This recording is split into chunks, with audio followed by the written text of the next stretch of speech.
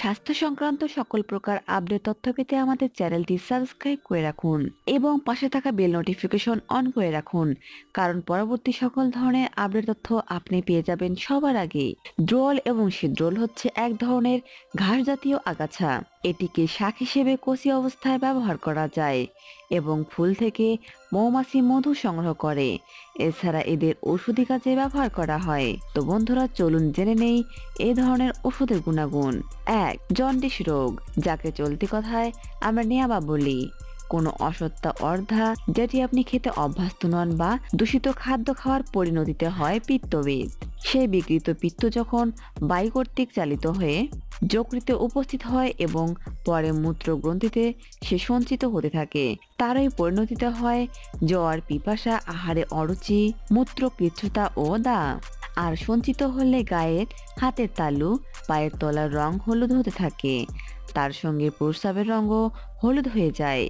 এদের পক্ষ থেকে দ্রোণ পুষ্প দুই ধরনের ব্যবহার করা হয়, যেটির বাহ্য ব্যবহার হলো দ্রোণ গাছের পাতা বেটে সেটি হাতে মাখিয়ে রগড়াতে হয়। তারপর আস্তে আস্তে জল ঢালতে হবে আর রগড়াতে হবে। যদি প্রকৃতই জন্ডিস হয়ে থাকে তাহলে হাত থেকে হলুদ আভাযুক্ত জল ওই পাতা বাটার সঙ্গে মিশে বেরোতে থাকবে। তাই প্রাচীন বৌদ্ধগণের মতে প্রথমে এই দ্রোণ পাতা বাটা হাতে মাখিয়ে এটা জন্ডিস না অন্য কোনো কিছু এটি নির্ধারণ করার প্রচলিত ছিল। বর্তমানে আরেক প্রকার জন্ডিস দেখা যায়, সেটাকে বলা হচ্ছে ভাইরাস জন্ডিস। তার লক্ষণও একই, তবে সেটা দ্রুত গতিতে শরীরকে দূষিত করে ফেলে।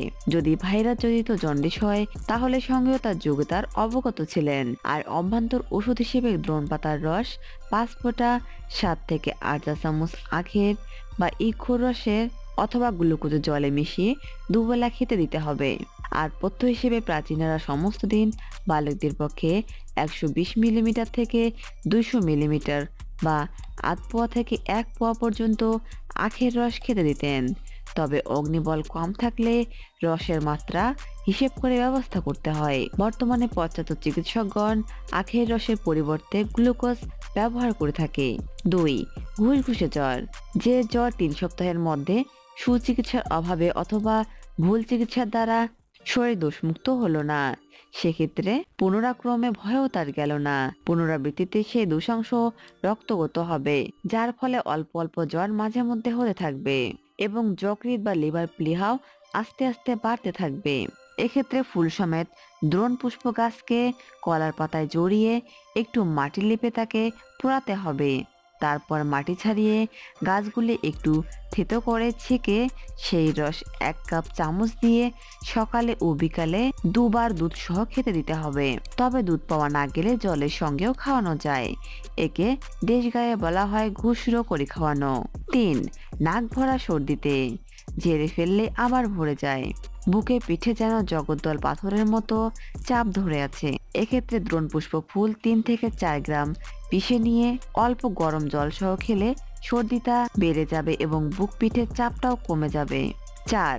শিশুদের কৃমিতে, শিশু কাঁদে কিন্তু এর কারণ খুঁজে পাচ্ছেন না, পেট যে ফাঁপা তাও নয়। এক্ষেত্রে বুঝতে হবে শিশুর পেটে কৃমি আছে। সেখানে দ্রোণের পাতার রস 3 থেকে 4 ফোঁটা একটু জলের সঙ্গে মিশিয়ে খেতে দিতে হবে। এটাতে কৃমির উপশম হবে। তো ফ্রেন্ড, এই ছিল আমাদের আজকের ভিডিওটি ভালো লাগলে লাইক, কমেন্টস ও শেয়ার করে অন্যান্য বন্ধুদের দেখার সুযোগ করে দিন। এরকম আরো ভিডিও পেতে আমাদের চ্যানেলটি সাবস্ক্রাইব করে আমাদের সঙ্গে থাকুন। ধন্যবাদ সবাইকে।